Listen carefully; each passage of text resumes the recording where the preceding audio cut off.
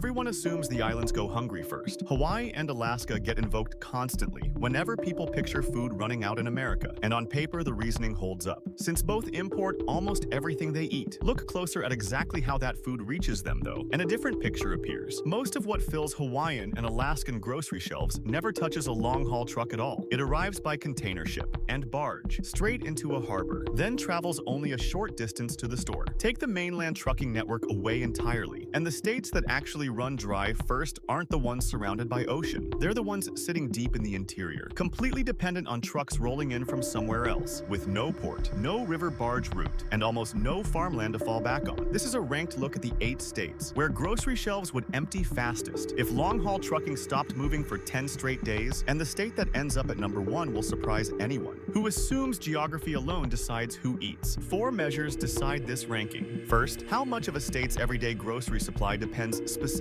on long-haul, interstate trucking, rather than rail, barge, ship, or food grown inside the state itself. Second, how much food the state actually produces relative to its own population, tourists included, since visitors eat without growing anything locally. Third, how many separate interstate corridors serve the state? Because a single highway artery is a single point of failure, while several routes offer at least some redundancy. Fourth, how much warehousing and regional distribution capacity sits inside the state's own borders, which determines how large a buffer exists before shelves go visibly bare. None of these measures produce a certainty. This is a comparison of exposure, not a prediction of the exact day any specific store runs empty, and 10 days assumes ordinary retail inventory turnover, with no new truck deliveries reaching the state at all. For this video, empty shelves means the point where a typical supermarket in that state shows visible, widespread gaps across produce, dairy, meat, and packaged staples, not a single missing brand or a temporary regional shortage. Rounding out the list at number 8,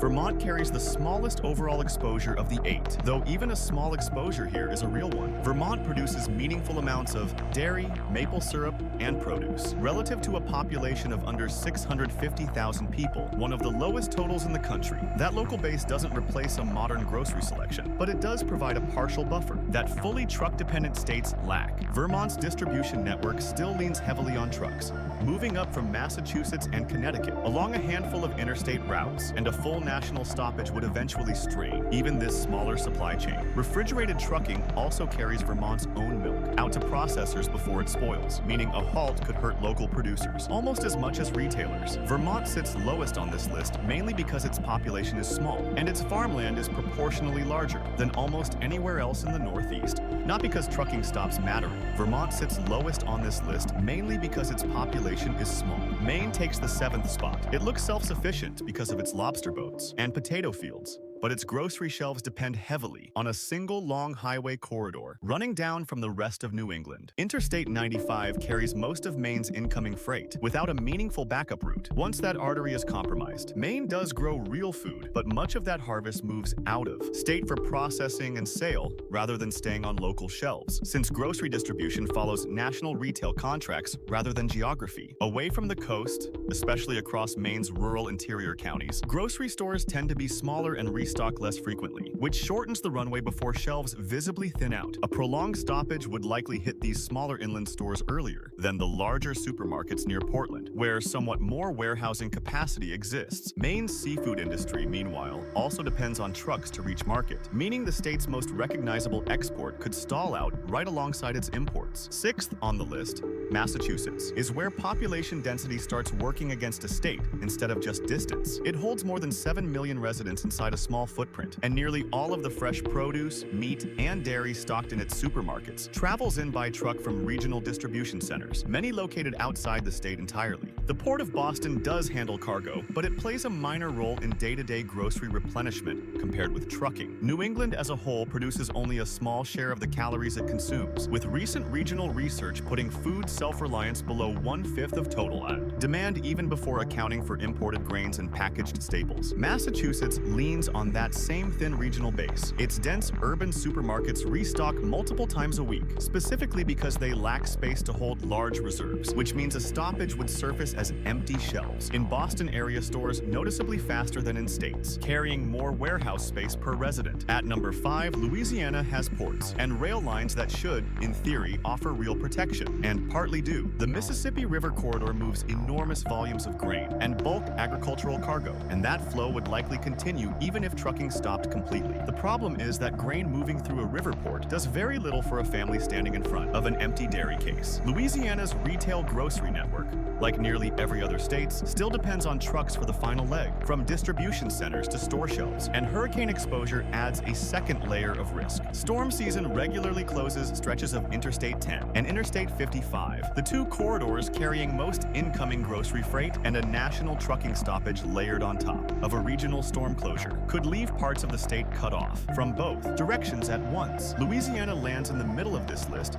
because its bulk agricultural infrastructure is genuinely strong, even while its retail grocery system remains almost entirely truck-dependent. Number 4 is where the assumption most people walked in with starts to break down. Alaska imports the vast majority of what its residents eat, a fact so often repeated that researchers now dispute its exact figure, even while nobody disputes the underlying reliance on outside food. What matters for this specific scenario is how that food arrives. Most of it comes by container ship into the port of Anchorage, or by barge directly to coastal communities, not by long-haul truck rolling up from the lower 48. A nationwide trucking stoppage would still hurt Alaska, since goods still need trucks for the final distribution once they clear port, and inland communities without direct barge access would feel it hardest. Picture a grocery distributor in Fairbanks watching pallets pile up at the rail yard, with no truck available to finish the 300-mile run north from Anchorage, forced to ration deliveries community by community, while barge-fed coastal towns stay comparatively stocked because the ocean leg of Alaska's supply chain never depended on trucking. The state ranks lower on this list than its reputation would suggest. Third place follows the same logic as Alaska, pushed even further in Hawaii. Somewhere between 85 and 90% of Hawaii's food arrives from outside the state, and the large majority of that volume moves through Honolulu Harbor by ship, not by truck crossing state lines. Estimates of how long existing food stocks would last if all imports stopped range from roughly 1 week to 2 weeks, depending on the source and the food category involved. But that scenario assumes shipping itself stops, which differs from this video's exact premise. A pure trucking stoppage leaves Hawaii's ocean shipping lanes open, meaning bulk deliveries could largely continue, reaching the harbor. What breaks down instead is the short-haul trucking that carries goods from the harbor to stores across Oahu and the neighbor islands, along with the inter-island barges that depend on trucks at each end. Hawaii's isolation, so often treated as its biggest vulnerability, becomes a partial advantage in this specific scenario, since the state was never counting on mainland trucks to begin with. Second place goes to Rhode Island, the smallest state in the country and one of the most densely populated, with almost none of its own land available for growing food. Agricultural land covers a little over 1% of the state, leaving supermarkets dependent on trucked deliveries for nearly everything beyond local seafood, and even most of the fish caught off Rhode Island's coast gets shipped out rather than sold locally, while the seafood sold in Rhode Island stores mostly arrives from somewhere else. The state sits along Interstate 95, the same corridor serving every other state in the region, meaning Rhode Island competes with Massachusetts, Connecticut, and New York for the same limited truck capacity even in ordinary times. Rhode Island has no meaningful port infrastructure built for grocery imports and no significant regional distribution center of its own, leaving it almost entirely reliant on trucks originating outside its borders. Combined with a population density that leaves little room for local food production to scale up quickly, Rhode Island's exposure to a long-haul trucking stoppage is about as direct as a state's exposure gets. Number 1 is Nevada, and the reason is almost embarrassingly simple once the numbers are laid out. Nevada's own agriculture department has put the state's food security at around 2%, meaning only about 2% of the food Nevadans eat is grown inside Nevada's borders. The other 98% arrives by truck, mostly from California, over distances exceeding 250 miles for the overwhelming majority of shipments. Nevada has no working port and no meaningful freight rail network carrying perishable groceries, leaving trucking as the only practical delivery method the state has ever built its food system around. Las Vegas alone welcomes tens of millions of visitors every year, on top of a resident population of roughly 3 million people, and every one of those visitors eats without contributing a single acre of local farmland. Picture a produce buyer for a Las Vegas grocery chain, checking a shipment tracker that hasn't updated in 2 days, watching a walk-in cooler empty out case by case, while every alternate supplier she calls gives the same answer, that nothing is moving out of the Central Valley right now. Southern Nevada's desert climate rules out large-scale local farming as a a fallback, and the region's water supply is already stretched thin for existing uses. Second place, Rhode Island at least sits inside a dense regional food network with several states' worth of retail competition and infrastructure nearby. Nevada sits largely alone in the desert, at the end of a single practical route, Interstate 15, with almost nothing behind it. That combination of near-zero local production, total truck dependency, and demand inflated by tourism is what puts Nevada at the top of this list. So the direct answer to the question this video opened with is Nevada, followed closely by Rhode Island, two states that combine almost no local food production, with dependence on a single mode of transportation, and in Nevada's case, a single practical highway. The pattern connecting the states near the top of this list isn't distance from the mainland, since two of the most geographically isolated states in the country,